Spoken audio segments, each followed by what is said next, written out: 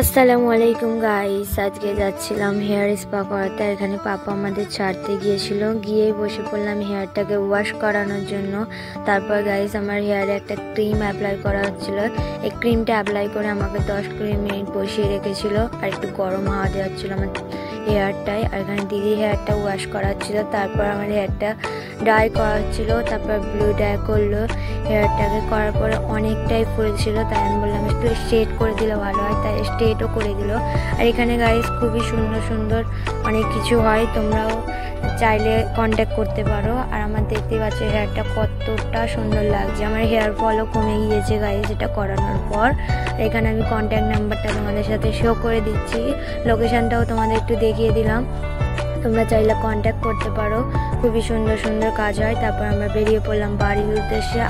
আসবার পথে একটা ট্রেন দেখতে পেয়েছিলাম। ভিডিওটা এখানে শেষ করলাম। আল্লাহ হাফিজ।